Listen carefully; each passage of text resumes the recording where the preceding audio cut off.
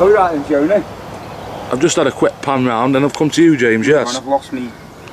Right, I'm ready. I'm ready. Yeah, we're off. Are we ready? Neil Baker. James Lockett. Thanks once again for giving us some of your time. You've been in the news, the local news, the Crewe Chronicle especially. So I've read a couple of articles recently. They threw a surprise. You want to just tell the viewer a surprise evening for you after 30 years service, am I right in saying? Yeah. I was 9 here and 22 at Crewe, and I thought I was going to Graham McGarry's and Barbara, of course, 40th wedding anniversary. I'd been planning for that for the last few weeks, and so looking forward to it. Nice night out and a meal, and then I got there and this was at Crewe, and the room was full. I thought, I'm late. Walked in and got quite a bit of a cheer and started seeing a few people that I knew, and didn't think, honestly, even then I didn't think anything was going on. Went to the bar, got myself a drink, and I seen one or two people that I thought, well, what are they doing here? They weren't no great. And Anne came up to me, thrust a programme in my hand, and it was a tribute night to yourself? To myself. Yeah, good effort. Yeah, fantastic. Yeah. Fantastic. Well, the same article in the paper speculates about your position at Crewe, your position at Leek. I might as well ask you straight, what do you know what's happening with your current role at Crewe and your current role at Leek? Not exactly, Jim. It's still to be worked out. I did speak to Crewe at the end of last season, the chairman and Steve Davies, and said that I'd missed the 3 o'clock on a Saturday afternoon, and I was looking to do probably less hours at Crewe, still do the same job but less hours, and I was looking to come back to Leek in some capacity. So that was discussed, but both at Crewe and here at Leek. Nothing yet has been finalised, Jim. I'll keep you in the loop, like I always do. You do, yeah, you do. But hopefully in the next few weeks everything will be sorted out and we'll know where we're going. Now, assuming I've done my homework, hopefully I've got this right. Last summer, your role changed from assistant manager to head of recruitment at Crewe, is that right? Yeah. How did the change come about, and was that something you wanted? I think certainly not something I wanted, particularly, no. But Steve wanted to restructure his backroom staff. He thought that the recruitment, that the club always play high importance on the recruitment. They wanted somebody else to do it. He wanted to bring in, he wanted to keep James Collins involved, or give him more responsibilities, and thought he'd like me to do the recruitment, which, not reluctantly, that's the wrong word. He said he still wanted me involved with the first team. Anyway, I went with the first team in pre-season and didn't feel as though I was being used. I wasn't as involved as I'd like to have been. But listen, I got on with it. I did it like I always do, and that was my reason for wanting to get more involved somewhere on a Saturday afternoon. Right. Okay. So, Steve Davies, what kind of relationship do you have with him? Is it a good? Very good. No problem. No problems at all? No. I knew him before he came to Crewe because his lad Harry was playing, so didn't know him well. But when Good John got the job and I got moved to the recruitment side, then he became Good John's assistant, and then of course Good John got the boot, Steve got the job, and he wanted me to come back. This is when I came back here 4 or 5 years ago with Kaz and Kenny, and got us going again. And when Steve asked me, I didn't say yes straight away. I was enjoying myself at Leek Gym back home, if you like. But anyway, they talked me into going back, and we had a couple of good years, getting promotion, 2 visits to Wembley, and you know, it was good. We've had some hard years. Last 3 years have been difficult years, and in a difficult league, and people will say that you've struggled, and we have, but we stayed in the league. We found ways of staying in the league. This year we haven't been as fortunate. You know, it's been a difficult season, and we found ourselves relegated. So how long have you been at Crewe? How many years have you been there? 22. 22. And that was my 20. Yeah, I left here in '94. it's obviously it's almost a third of a lifetime. It's a long. Yeah, it is. Long time. I mean, I guess it's hard to say, but how much longer can how much longer can you carry on? How old are you, Neil? I'm only 62, Jim. Just 62? I'm not, I'm 61, I'm 62 in August. 62 in August, I mean, this sounds quite rude, but you can't carry on forever, can you? No, but I want to carry on forever, involved in football in some capacity. You know, at Crewe they've said, I'm there for as long as you need it. As I'm needed, that's right. And still as enthusiastic and still as passionate? Every bit. 24 hours a day. Brilliant. It's that'll well, when that does change, I shall time packing, put my slippers on and read some books and do whatever I need to do. Can't see it. You mentioned relegation last season. I suppose the obvious question is, how do you bounce back, and do you think you will be able to mount a promotion challenge next season?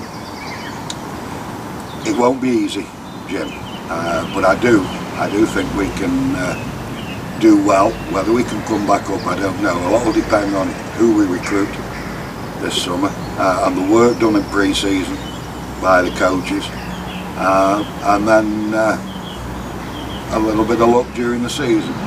It's very hard to, once you're on the slide, it's very hard to change that round. I have found that in football, but I think if we recruit right and we plan right and we do the right things in pre-season, yes, I can see us mounting the challenge. Last question on Crewe, and then I'll move on to Leek. You mentioned recruitment. Is there any potential names? I know it's very early, you know, we're only just into June and the season doesn't start for another couple of months, but is there anyone, because I know Crewe Alex fans will be watching this, that they might speculate who you might be bringing in? And well, we've signed Ryan Lowe, that's done and dusted. We want another striker, and it's very much the sparring period, June. Very little. Everyone's at it. And a lot of people are away, and players and the agents are sparring, they're looking round, they're keeping their options open, is the most commonly used phrase. So not a lot's happening, but it's started to move, and we spoke to a couple of strikers. We've got talks lined up with 2 midfield players. Doesn't look as though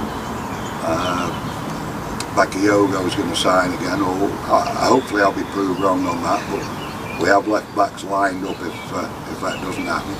So yeah, we've got some decent targets in mind, and even at this level we find it hard to compete with some of the clubs, Jim, believe it or not. We spoke to a lad from Morecambe 2 weeks ago who last week turned us down to go to Carlisle. The figures were, I wouldn't say astonishing, but they were high compared to what we could offer, and that is a worrying trend. Well, thanks very much for your honesty. You're always very honest with me, so thanks very much. We'll move on to Leek Town, because obviously we're down here at Harrison Park, and a few questions. there's been quite a change with the management. You know, Ant's come in, Donners has come in now. But just your thoughts on the new setup here, because obviously Kazza and Beebs have moved aside, and what are your thoughts? Did you have any involvement in their recruitment? How did that come about? No, that was done by the hierarchy, if you like. Lee resigned his post just after the Newcastle game, which was a major disappointment to us all, board, players, supporters, and the timing came as a bit of a shock to us, because I still thought that even though it destroyed him, I think, the defeat at home to Newcastle, but I still thought we were in a good position. Anyway, couldn't change his mind. We tried hard. I can assure the Leek Town supporters we did everything we could to keep him, but wasn't to be. So it was decided that where do we go quickly, and it was decided that and Lee played a part in this, to give Ant a go. It was a sensible thing to do at the time, I thought, and when we beat Rugby down here 1-0, I'd been to Tranmere actually, but the game kicked off late, so I watched the last half hour, and we won that game. I honestly thought we could still do it. The Lincoln game, I thought, turned our season, if you like.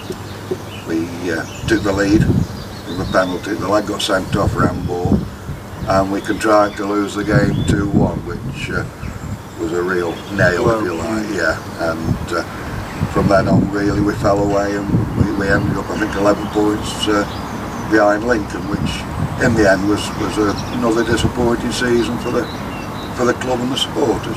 I mean, I think Ant, you know, I mean, I'm a supporter.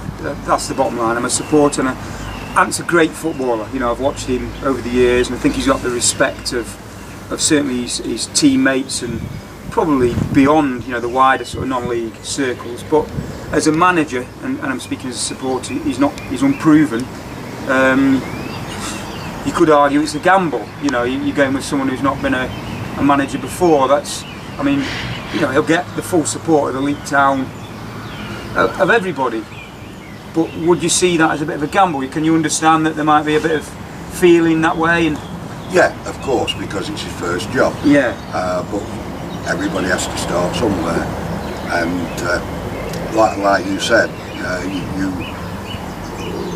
you said a lot of things that will give him a chance. He's played the game at this level, knows the players at this level, particularly the local players, is well respected by players and supporters, played over 400 games here, so that damn good reason for a to give it a go. Yeah. Okay, in terms of players coming in here, and I suppose budgets and what we're up against, you know, can we expect to see new faces down here? What can you tell us about that? Yeah, there'll be new faces.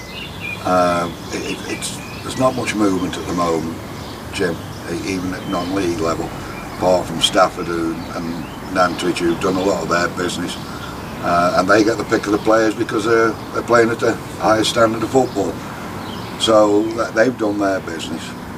Newcastle, Kids Grove and Leek are vying pretty much for the same players, and you get the merry-go-round, so a lot of players don't commit themselves.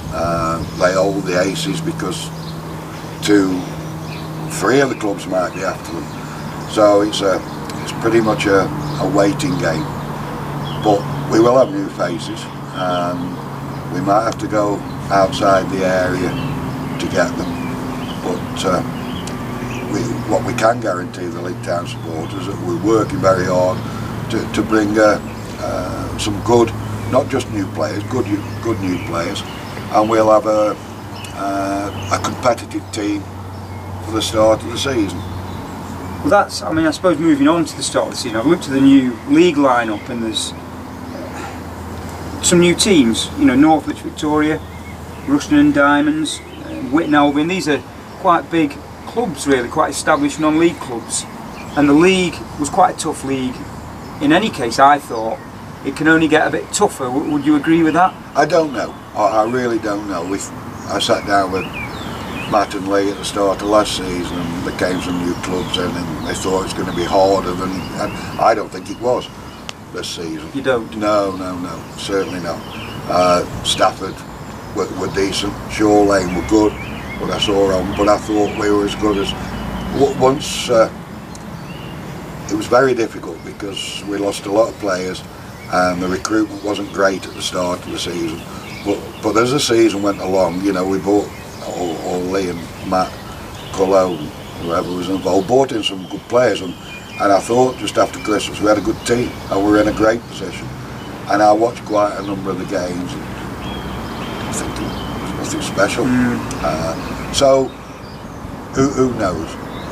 Remains to be seen. It does remain to be seen. Yeah. Pre-season, I know you've played quite a part in arranging some of the games in pre-season. There's some big, some quite good, tasty looking fixtures. Burton Albion, Stoke, Macclesfield, Vale. I mean, I know they won't be sending the strongest teams, but nevertheless, there's still big clubs bringing teams down here. It's good. Good. Well, we missed out on a pre-season last year because of the pitch being done, and so played all their friendlies away from home.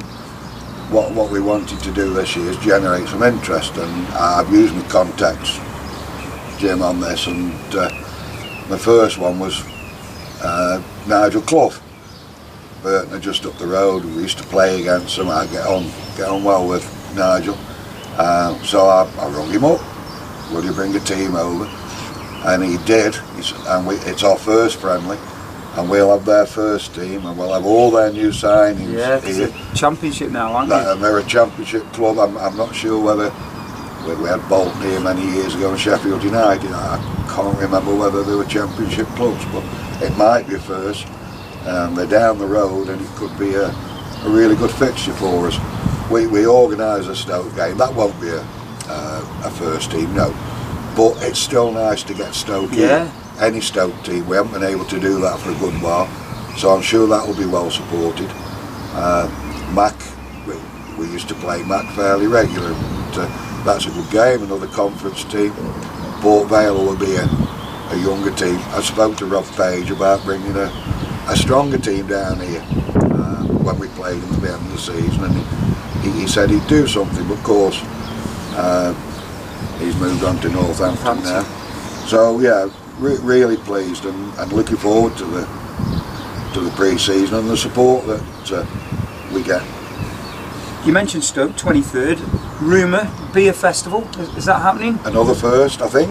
Beer festival down here? Mr Jones is the happiest man in Leek because he's got 4 beer festivals to go to during the summer. So that's going ahead on the Saturday the 23rd of July, so that's a date for... We're actually organising, it'll start on the Friday night, Jim. We're having a band down here. 22nd that'll be. 22nd. Yeah. So there'll be a band down here, the Stoke game. Then we'll follow that with a disco. On the Sunday we play the Old Boys in Chris's. Chris McMullen's Memorial. So great weekend. Absolutely terrific weekend, and if the weather's favourable, you know, we're really looking forward to it, because as I say, I don't think we've had a beer festival down here. The local sport clubs, they have one and they're always successful, and more just as important, enjoyable. It's not all about making money, Jim. That's important to the club, but getting people together. That's right. Yeah, wonderful. Right. And the sportsman's evenings, we've had some quite big names down here. Jeff Winter, Robbie Savage, Dean Windass, Jan Mulby, and then am I right in saying Thursday, December the 8th, bit away, but one for the diaries, Bruce Grobbelaar. Yeah. That's quite a coup, isn't it, to get him? It is, because he's good and isn't over here very often now. He comes over round for about a month a year, and normally that's the end of November, beginning of December. So I spoke to Rob Sproston and said when he's over let me know, and he did, gave me a date, and we booked it straight away. Yeah. We won't do the usual pie and peas for that. We're thinking of having a Christmas meal and a good night. Making a real night of it. Yeah. Brilliant. I'm getting to the end, Neil. I'm getting to the end, I promise. The pitch, how do you think the pitch has played this season? It's obviously a new pitch. What are your thoughts? It's been fantastic. And the players will back me on that. It's been something that I think has held us back over the years, through no reason apart from expense. Anyway, people on the board, Paul Bateman and Andy Way, made a great effort to, Paul in particular, to get us the work done on a new pitch. It's been fantastic. It's played well, it looks well, it kept its grass, and that's another thing that's excited me about coming back to Leek, because I've spoke to Ant, and Ant has his ideas on how he sees the game being played, and hopefully we can put some decent football on. Winning football, I must stress, it's not about playing good football. We want to see results. Yeah, the fans want to see some results, but if we can get results playing good football, even better. That's right. Finally, France, Euro 2016. Understand you're flying out next week for I am. the Wales match. Yes, out on Wednesday, back on Friday. Tickets? I think so. I'm Contacts. I'm meeting a Brummie Sunday afternoon who's got me a couple. Steve Holland's trying for me still. Yeah, I think I'll have a couple of tickets. The problem is who I give the second one, or sell the second one to. I've got to ask you then, England, what are your thoughts? Can we win it? I don't think so. Again, I'd love to be proved wrong. I think I do a column over in Cheadle area, and I've been saying for 18 months now we've got some fantastic young players coming through, particularly attacking players. I think that's right. The team does quite excite you now, but at the other end of the pitch, where we've always had good defenders, we probably aren't producing them as much as we did, and that's my concern. That we're going to have, if we are to go far in it, we're going to have to score a lot of goals. Wonderful. That's it. Brilliant. Thanks very much once You're again. more than welcome. You're a gent. Cheers, Gareth. Thank you very much. No probs. Hold on, Gareth. Played your part.